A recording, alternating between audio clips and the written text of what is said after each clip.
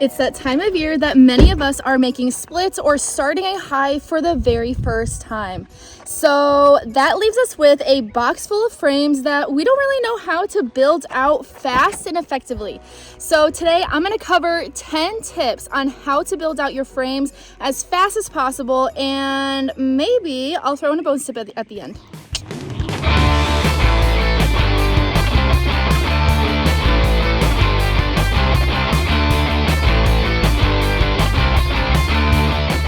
So in order for us to draw out some comb as fast as possible, we first need to understand how the bees even work to begin with.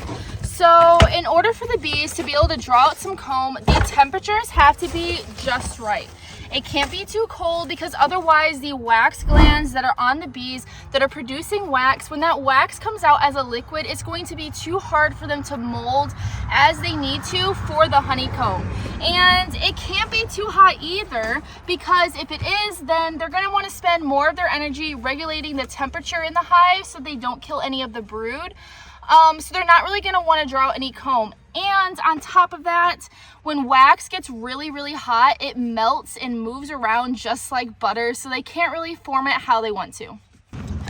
Now, the next really important tip is you have to have some sort of flow or some sort of sugar coming in, because it requires a lot of energy in order for the bees to use their wax glands and draw out wax. It actually takes more energy from to draw out wax than it does from to produce honey. So keeping that in mind, you're going to have to be on a flow. And if you're not, you're going to have to be using feeding them sugar water at a very high velocity. And the reason why I say a really high velocity is because if you feed them only a little bit, say you only feed like a quart of sugar water on the hive, they're just going to use that as food instead of using that to actually draw out comb, because when they have a surplus of sugar coming in, this forces them to have to draw out comb in order to store it. So that's the reason why it has to be at a very high velocity. Now, in terms of feeding sugar water, there are two different ratios that I personally like to use. You can either use 1-to-1 sugar to water, or you can use 2-to-1 sugar to water ratio. I found that the 2-to-1 works pretty well if you're not able to feed a lot all at once, just because that higher sugar content still makes them have to draw out comb. But I have found if you do feed like a 3-to-1 or a 4-to-1, that's actually too high, and they end up just storing it instead of drawing out comb. So I don't really know why that would be, but I know there's a lot of studies in using 1-to-1, and that's supposed to help stimulate the wax glands a little bit better. So those are just the two that I've noticed in my own personal experiences that work the best for the bees. Now, the next thing, which I'm sure you've probably heard before, but if you haven't, I'm going to cover it anyways. So if you're using plastic foundation in your hive, make sure that plastic foundation is waxed.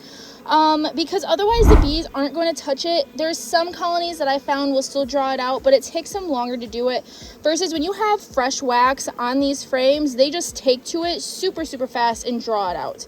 And I've also noticed I've waxed my own frames before, and I don't think I did it correctly. It did not turn out right. They drew them all wonky. So I usually just save myself that hassle, pay the extra couple cents, and get mine pre-waxed. That'll save you the headache, and you'll get beautiful frames if you do it that way. Now, there is one thing that you do want to keep in mind, and that is your bees are not going to be able to draw out comb as quickly and as much if you don't have an active laying queen in the hive. So I have all of these hives right now that are all in the mix. Some are requeening, some are waiting for a mating flight.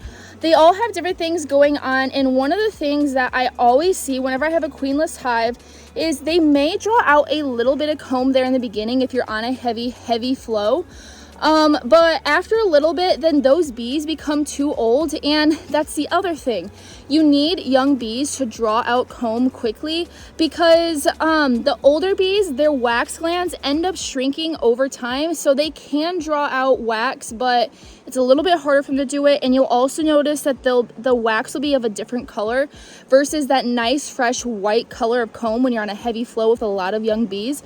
So to sum that up, you're going to need 1, young bees in the hive to be able to draw out comb, and 2, you're going to need a laying queen in that hive in order to draw it out as well, because the queen will force the bees to draw out more comb because she needs more space to lay. Okay, I better put my gloves on before I open up these boxes because these hives are jam-packed full of bees. I just had to add some boxes because they're overflowing and there's a heavy flow going on right now. So they're coming in so fast, just zigzagging all over the place, bringing in some food and bringing in some resources. So let's take a look inside. Well, shoot. Now let's play the game of where is the hive tool? Oh, aha. Perfect. Thank you, Casey. Okay, so this hive finally has a mated queen. I checked about 3 or 4 days ago and saw that she's finally back and laying. And I ended up giving them some more room and some more frames to draw out. So I'm going to look in this hive and show you one of my other tips in order to draw out comb fast.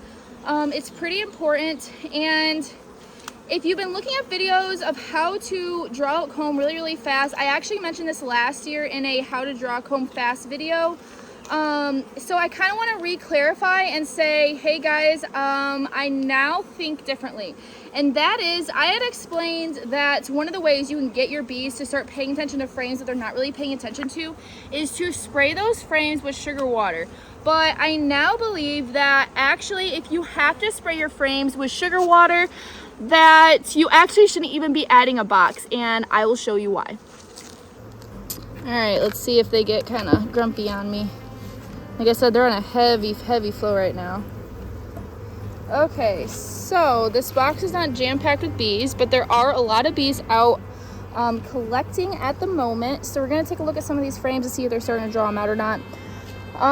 But one of the things that I have learned over the last couple years, actually really the last year, is that if you have to spray any of your frames with sugar water, you might as well not add a box, because in reality, you shouldn't be adding a box to your hive until literally the hive is overflowing with bees. The bees like to be stressed a little bit, and what happens is when you push your bees to that stress level just before they start swarm preparations where there's a ton of bees in the hive, they have brood that's about to hatch, and then you throw a box on that hive and let all those bees then fill up this hive, they will draw it out so fast you won't even be able to blink. You will not believe how fast they draw it out. Because they have all those active young bees right away going into that box, taking over that box, there is that instant that stress response they were having before, so that forces them to really work hard on that next box. Now the next tip that I have, which this works wonderfully, I've used this for so long and I've used this so many times. I really pushed my limits last year in drawing out comb all the way even through September, like not even kidding. So it definitely works. And let's see. So yeah, this is a frame that was actually waxed poorly, and it looks like they're starting to fix it, which I really like to see. I know there's some gaps right there in the middle, but they're not drawing it out so it's away from the frame, so that's okay. They will still draw this back up. And they're starting to draw out this back side. This was one of the frames I waxed myself. But yeah, this box has, they had a lot of bees, so, and they finally have a laying queen, so they're gonna start going ham in here. Okay, so there's still probably some young bees in here. That's why I'm seeing this. This is what I meant by it's not coming up off the frame.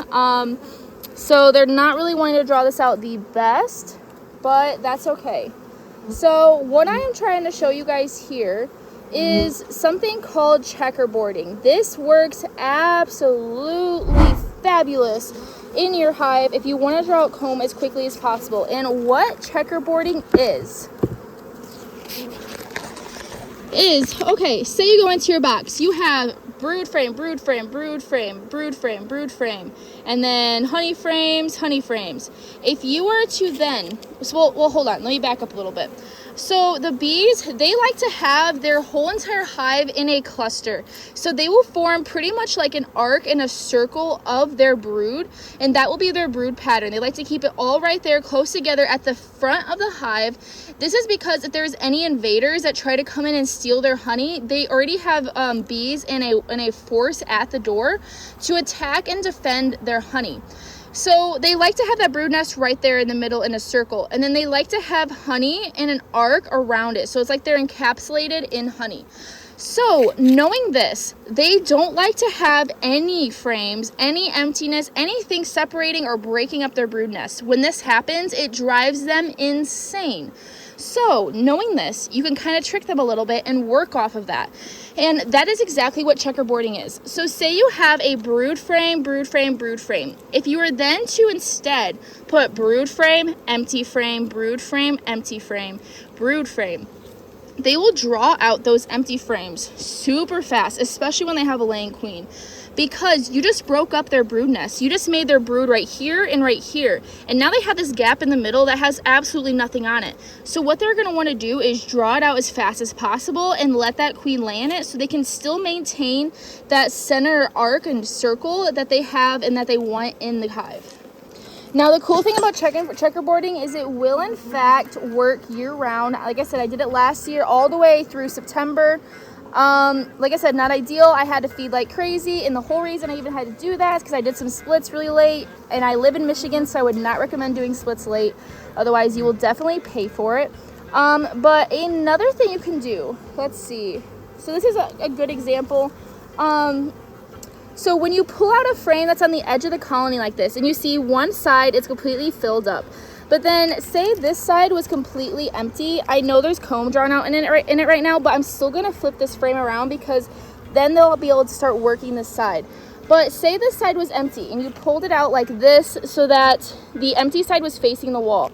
You then could take this frame, spin it around, and put it back in, because they were already working that one side, because they're going to work from the center and slowly move their way out from the brood nest. They will then start working that other side and drawing it out because there's another gap there that they don't like. All right, let's take a look in this other hive, and I will give you your next tip.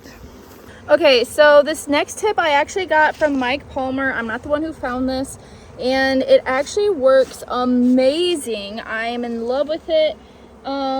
So I'm going to share it with you. Oh yeah, this hive looks a little bit better for you. Okay, and that is, so say that you have some open frames, so some open nectar frames, so that here, let me show you guys an example. That'd be a little bit better. So you can see what I mean when I say an open nectar frame. As you can see, I've been checkerboarding in this hive, and it has been working fantastically. Is fantastically even a word? Well, it is now. Okay, so they're starting to draw this out, and you can't really see it, but there is nectar in these frames. You can kind of see the glisten on it. In these cells, I mean, not in these frames. And what that is, okay, so take a frame that has open cells of nectar in it and put it in the bottom box right in the center of their brood nest. They do not like honey in the center of their brood nest. They prefer it to be in that arc that I talked about. So when you put it in the center of their brood nest, and then you put, say, some empty frames right above it, what's going to end up happening is they're going to go in. They're going to see that this honey frame is breaking up their brood nest. They're going to take it out, and they're going to instead move it up to the next frame and build out the comb when they do this. So this is a little bit of a trick to get them to move that honey that you already have there, those food stores you already have there, and for them to use that as wax instead by building that frame above them instead. The honey flow we're on right now is absolutely insane. You see that comb? Like, I just had to take out some frames the other day because they're drawing them out so fat, and they're already capping them, and they look beautiful. Okay, now let's take a look in here for my next tip. So when you are putting on a honey super or a honey box, it can be a deep box as well. I like to use deeps for honey supers. Right now I'm using a super though, so I'm kind of contradicting myself a little bit, but that's okay. So when you put on a honey box on your hive and you want them to get in there and start working it and start drawing out some comb and putting some honey in there. Whew. Oh yeah, they're active up here. That's great. Oh, hold on guys. Okay, so when you do that, you think, okay, Emily said to do checkerboarding, so I'm gonna do that in the honey box so they start drawing it out super fast. I just want to preface and say, do not ever do this. It literally will create a nightmare for you and you will have a giant mess. Because what will end up happening is, so the bees, yes, they work hard, but they're also a little bit lazy. So say you put in a frame that is drawn out and you do drawn out frame, empty frame, drawn out frame, empty frame. Well, what's gonna end up happening is they're gonna put all that honey in that drawn out frame and they're gonna keep expanding those cells until they cannot expand them anymore. And what's gonna end up happening, I actually ended up having this as a problem down in this box. Actually, I should probably open it up and show you. That would actually be great because I did not checkerboard them. But they were already bringing in so much honey that they were like, screw it, we're just gonna draw this out as far as we possibly can. So what ended up happening is they ended up drawing out that frame so fat that it started to interfere with the frame next to it. So I ended up having to go down to only 9 frames. 1, 2, 3, 4, 5, 6, 7, 8, 9. Yes. And I usually like to only do 9 frames in my honey super anyways. You'll see in here I only have 9 frames. But since they still have to draw out some of the comb, I pushed them all together so they can't draw it out wonky. That is key. Once they draw it out, then you can separate them back out. But I only have 9 frames in here because they will draw this comb out so far that it interferes with the next frame and then you can't get that next frame out. Like you see how like this one's like pushed all the way out to this frame, and this frame they still have to draw out, which they actually did start to draw it out, but it'll start to interfere with the next frame. And the reason for this is it doesn't matter if the honey interferes with any of the other frames next to it. At least in the bees world, it doesn't matter at all. So they will keep drawing it out because it's already made. Now, the reason why you're able to do it in the brood nest, but you can't do it in the honey box, is because if they were to draw out cells too far in the brood nest, one, those cells are going to be too big, and the brood's not going to be able to develop properly because they have to be a certain size.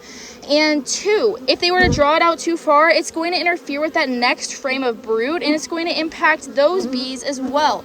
And on top of that, they like having that little bit of bee space in between so they can maneuver around, bees can hatch out, and all of that wonderful stuff. So you can do it in the brood nest without any problems, and it will work wonderfully. But if you ever do it in your honey box, you will be in for a surprise, and they will draw it out stupid, and you won't be able to get anything out.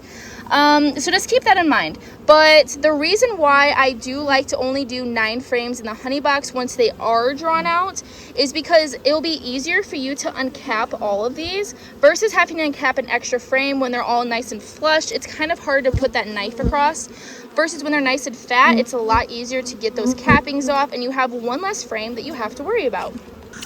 Okay, and my very last tip for you, if you are to be adding on a brand new box to your hive, say that you have 2 boxes on your hive and you want them to draw out a 3rd box, what you can do is you can put that box in between those other 2 boxes. So you have a drawn out box, an empty box, and then that drawn out box. And they're not gonna like that gap in between what their main brood nest is below and what their honey and maybe even some brood is up above. So they're going to end up drawing out that middle as fast as possible so they can connect to everything. And I do just also want to mention something I kind of forgot to do, to say, I know I'm kind of like jumping all over the place, but I'm just trying to give you guys all the knowledge that I possibly have. And that is, so when you are checkerboarding, do keep in mind that temperatures are important. If your nights are getting down to below 50 degrees at nighttime, unless you have a huge hive like a lot of these are, I would not recommend checkerboarding because, like, say you're in like a 5-frame nuke, I would not checkerboard below 50 degrees at nighttime. And that is because they're going to have problems keeping that brood warm, and you may run into the risk of having chilled brood. I've done that before. I pushed my limits last year, so trust me on that.